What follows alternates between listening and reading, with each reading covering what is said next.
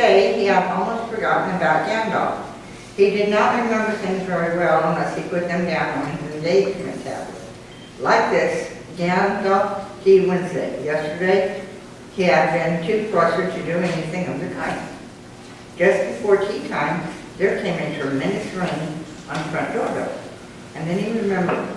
He rushed and put on a kettle and put out another cup and saucer and an extra tip turkey and ran to the door. "I'm so sorry to keep you waiting," he was going to say when he saw that it was not Gandalf at all. It was a dwarf with a blue beard tucked in a golden bell and very bright eyes under his dark green hood. As soon as the door was open, he pushed inside, just as he had been expected. He hung his hooded cloak on the nearest peg and Dwayne at your service, he said with a low bow. "Bilbo Baggins at yours," said the Hobbit, too surprised to ask any questions for the moment.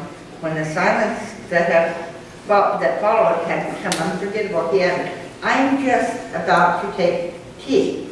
Pray, come have some with me." A little stiff perhaps, but he meant it kindly. And what would you do if an uninvited dwarf came and hung his things up in your hall without due explanation?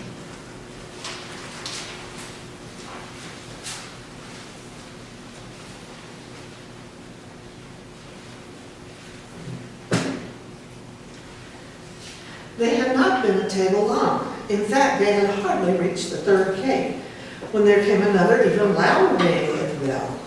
"Excuse me," said the Hobbit, and off he went to the door. "So you have got here at last," was what he was going to say to Gandalf this time. But it was not Gandalf. Instead, there was a very old-looking dwarf on the step with a white beard and a scarlet hood, and he too hopped inside as soon as the door was open, just as if he'd been invited. "I see they've begun to arrive already," he said when he caught sight of Welland's green hood hanging up. He hung his red one next to it. "Balin, at your service," he said with his hand on his breast. "Thank you," said Bilbo with a gasp.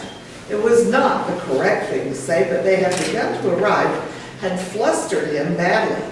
He liked visitors, but he liked to know them before they arrived, and he preferred to ask them himself.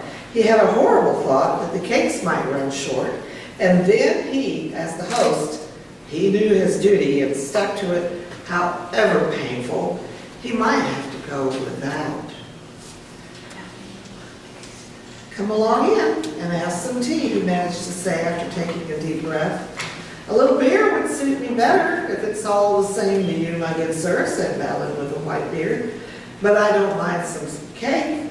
Sea cake, if you have any." "Lots," Bilbo found himself answering to his own surprise, and he found himself scuttling off to the cellar to fill a pint beer mug and to the pantry to fetch 2 beautiful round sea cakes, which he had baked that afternoon for his after-supper morsel.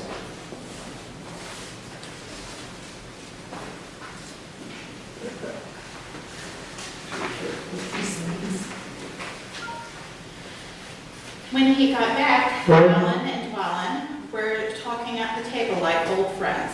As a matter of fact, they were brothers. Bilbo plumped down the beer and the cake in front of them, when loud came a ring at the bell again, and then another ring. Gandalf for certain this time, he thought as he puffed along the passage, but was not. It was 2 more dwarfs, both with blue hoods, silver belts, and yellow beards, and each of them carried a bag of tools and a spade. In they hopped. As soon as the door began to open, Bilbo was hardly surprised at all. What can I do for you, my dwarves?" he said. "Keely, at your service," said the one, "and Feely," added the other, and they both swept off their blue hoods and bowed. "At yours and your families," replied Bilbo, remembering his manners this time.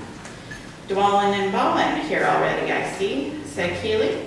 "Let us join the throne." If we can have the 3 of you front and center. And take your best Hobbit bow. Let's have a hand for our readers.